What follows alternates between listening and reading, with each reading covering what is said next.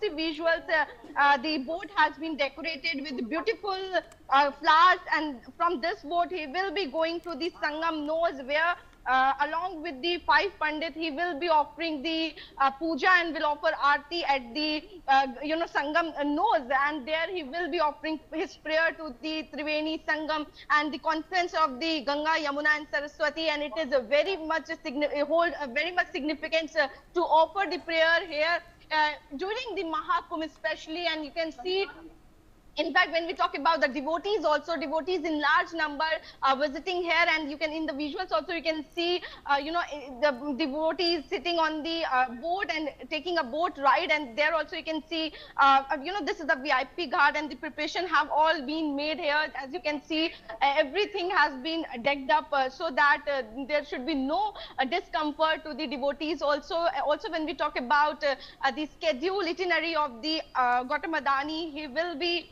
firstly going to the ISKCON Temple, there where the massive kitchen has been made in collaboration. You know, the ISKCON is distributing the food in collaboration with the Adani group, where within a day more than 100, 1 lakh people have their food, and there are several points in the Mela area. Around 10 points have been made where the distribution of the food are taking place. Langar is taking place. The Bhandara, we can say, is taking place, and so that the aim is that the devotees who are coming doesn't face any problem. They should not stay empty stomach, and that's why all the arrangement has been made. Not only this, but also in collaboration with the Gita Press, also the distribution of some free books in a free price also being done, so that the awareness about the culture is also, the religion is also going to the devotees. So a massive contribution this time the Adani group has made in the Maha Kumbh, and today also, where I'm standing right now, in just few minutes after Adani will be visiting the ISKCON, he will be coming here, and from here he will be taking a boat. This is behind me, you are seeing a boat. After taking this boat, he will be going to the Sangam nose, at the point where it is said that the Amrit was fallen, and at that particular point he will be offering the prayers to the Ma Ganga. Yes. All right, Arzu. We also have with us Dr. Sharat Kohli, is a senior economist, Dr. D.K. Hari, co-founder of Bharat Gyan, and D.K. Hema Hari, co-founder of Bharat Gyan, joining us on the telecast. Thank you so much, all of you, for joining us on the telecast. I'll start first and start the conversation with Dr. Sharat Kohli. Dr. Sharat Kohli, when we talk about Maha Kumbh, and in general, a lot of people view this as a center and an event or a celebration of spirituality and religion. But it's also something that acts as a major economical boost for the country, not just Prayagraj, but in the country as a whole, because it's not just that the small local pop shops that are boosting because of that. There's been hoteliers, there's businessmen, all of them thrive because of Mahakumbh. So what's your take on that? Well, good morning, Ria, and good morning to the viewers of NewsX and my fellow panelists. I think it's going to be a massive economic booster, not just to Prayagraj, but Uttar Pradesh as the second tier, because it's a 25 lakh crore economy, and we are expecting total GSDP addition of between 2 lakhs to 4 lakh crores, with over 40 crore people likely to visit during the 45-day period, that is from 13 January to 26 February. You know, travel, tourism, hotel, hospitality, religious tourism, every kind of industry, food, every kind of industry is going to get boost. And I think some of the infrastructure, as I've said earlier also on your channel, is going to be permanent, which is going to be Prayagraj and UP's assets forever. And you know, the kind of fervor this is drawing from, not just from Indians, from people overseas also. If you have Dakota, saying something in the ears of Nandiji and asking for a wish at the Shiva temple, you can only imagine the kind of fervor and the kind of belief that foreigners have in the Indian spiritual system. I think it's a big religious and spiritual experience.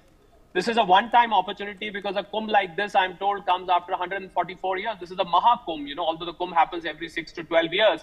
But then this has got special importance, and the kind of infrastructure which the UP government has set up over there, along with the central government, more than 7,000 crores spent with every kind of facility. We should not forget that Prayagraj did not have a single five-star hotel, so it wasn't possible to overnight construct a five-star hotel there for stay. So these luxury tents have been created, which are more than facilitated as compared to a five-star hotel, and that too right on the banks of the river. I think doing a snan, taking a dip at the nose where the three rivers meet is a divine experience. It is very rare because Saraswati there, for the people who don't know, is an invisible form. Ganga and Yamuna, they meet there, they take you on a boat, there's a bridge, you take a dip. It's an absolutely out of the world experience. And I think the kind of satisfaction you get. Now, some people ask me, Ria, that what happens because you, apart from the experience of having a bath in the river, what else do you get for the people who don't believe in scriptures, for the people who don't believe in the religious rituals? I think it is something which is to be felt there. It is hard to explain. The people who've been there, I have had the privilege of going there earlier.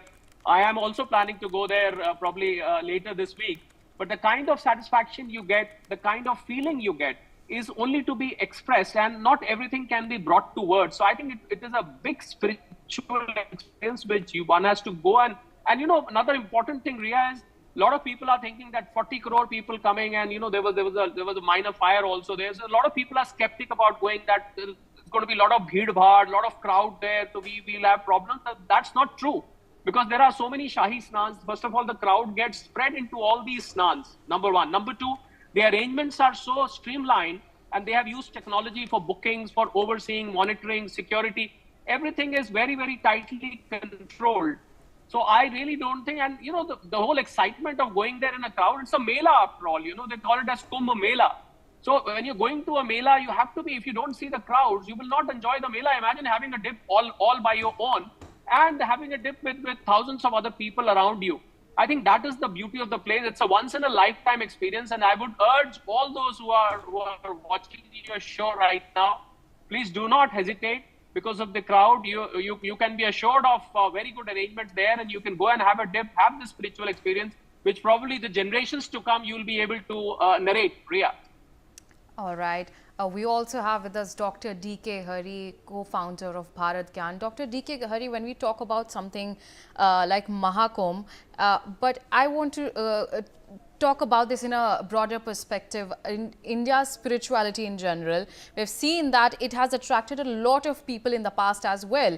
We've seen that recently Chris Martin and Dakota Johnson was here. We have seen Steve Jobs' wife is also currently at Mahakumbh. We have, other than global celebrities, we are also keeping on our live screen, you can see Gautam Adani is there. But when we talk about global celebrities in general, and people, when we're talking about foreign devotees, there have been major names that have been associated, and they came to India for this spiritual awakening and journey. We have talked about, when we talk about Beatles, they also came to India for that. We talk about Madonna, and there's also Sting, and there's also Steve Jobs, and there's Mike Jagger and Gwen Paltrow. So many people have come to India for this spiritual journey, and Mahakumbh is a testimony to that as well, that people come to Mahakumbh from all over the world for this peace and this confluence of faith and harmony. So what's your take on that? Good point, Ria. First of all, thank you for having us, and namaste to our fellow panelists and to all the viewers, audience. Thank you. And each civilization and many countries have their different brands. They're unique for their own way of branding. Bharat, that is India, one of its special brandings is spiritualism, being spiritual. No other country, no other civilization can even come near claiming that spirituality itself is a brand of the civilization. When you talk about branding, global branding today and different aspects, here we have had spirituality as a brand of this land, the civilization, not just for 10, 20 years, or few decades, or few centuries, but actually a few millennia and more. That is the beauty of it. And fundamentally, what are we doing when we say being spiritual? While everything in this world, you see also external with your eye, there is something called the inward eye, where we look within. This looking within we can do wherever we are, whether we are in the US or England or Europe or Japan, you can do it wherever you are. But at the same time, when you do it at a particular place, it's that much more refreshing, enriching, and the Anubhava experience is that far better. And when it's all done collectively by lakhs and crores of people, when the astral alignments also happen, your inward lookingness is so beautiful, because we got English poets like Wordsworth, etc., speaking about the inward eye a couple of centuries ago, repeatedly. But if you look at in Bharat, it's always we speak about doing things together. Sange Shakti Kali Yuge. So you look at things and do things collectively in congregation. So when you look at the idea of senses, also the idea of Indra, because we mentioned about the drop of Amrit, so Indra is intrinsically part of it. We all have a 5 senses that are our Indriya. But collectively, when lakhs and crores of people come together to a place and start dhyana, because the word meditation in the English language has got its limitations for the language purpose, but when you say dhyana, it's more inward looking, and each of us do it collectively. That becomes a consciousness. Individually, it's a senses. Collectively, it's a consciousness. And when people of global relevance come together and do it as a global effort, it is global consciousness. And all of this happens, the impact it has on the individual, the immediate society around it, and the society at large, that is the Vasudhaiva Kutumbakam, the world at large, we see change of the mindset happening. When the mindset change happens, you bring in that being alignment with yourself, your body, your breathing, and then your immediate friends and colleagues and family and all that. Then the mind influences your activities as well. So so the idea of when you say do good, it's nice, but more importantly, we have to be in alignment with everything to do that good. So the do good cannot be a one-off. It has to be ingrained in a self. And what better place to get it? Doing it collectively and in dhyana. And when the astral alignments also happen and rivers align, waters align. So it is not just 2 rivers, Ganga and Yamuna aligning. When they align, and they said you get the 3rd river, Saraswati. The term Saraswati itself has the word Saras in it, the first half of it. Saras, Sarovar, where the waters itself come together. So the coming together of the waters of 2 mighty rivers, they're forming a big Sarovar right in the middle of the 2 rivers. And there you bring in all these concepts. And as I said earlier too, our body is made up of 70% water.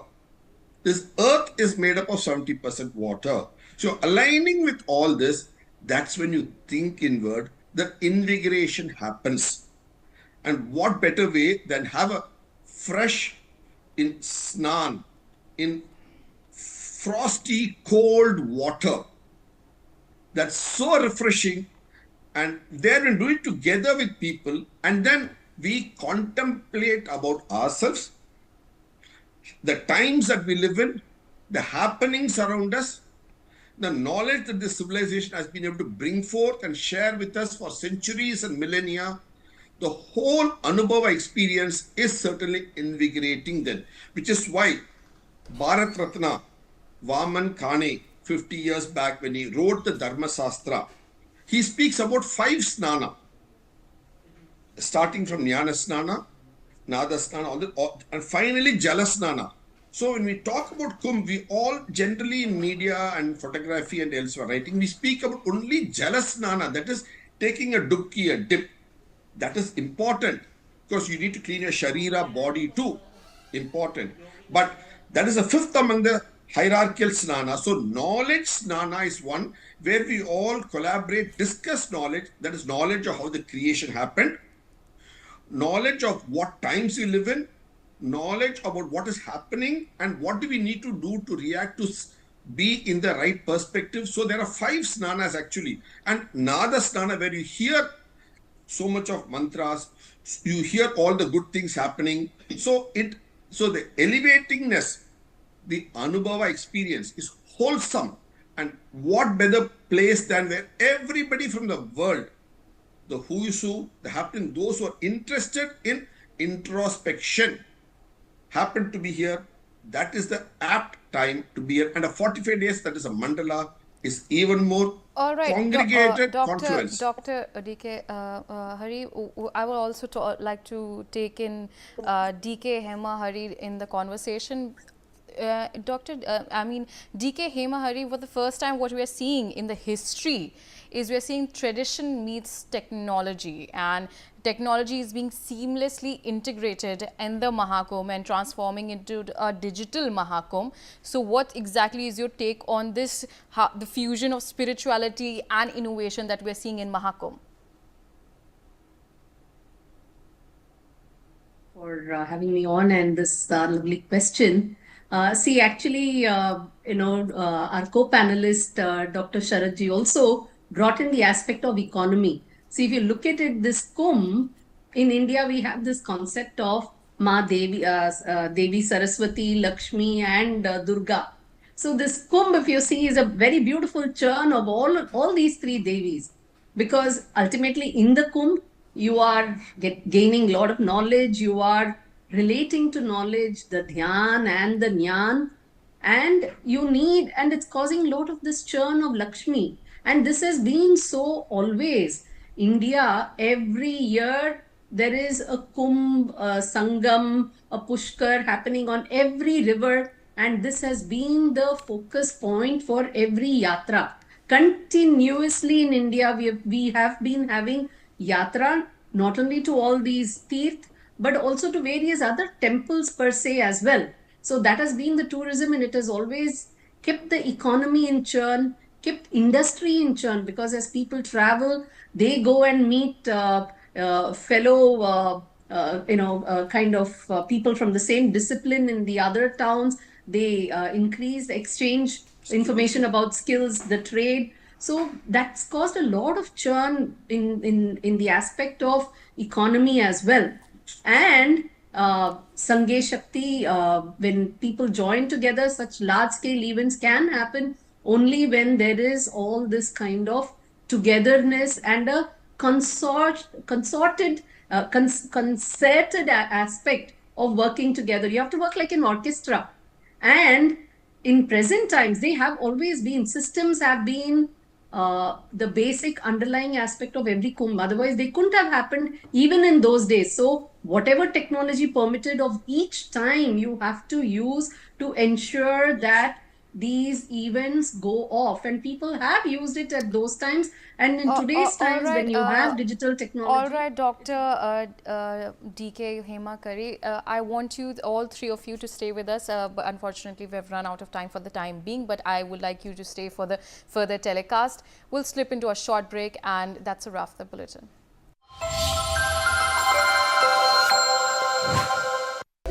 करे सो आज कर retirement अपनी plan कर NPS में invest कर छोटे छोटे investment से कर तू शुरुआत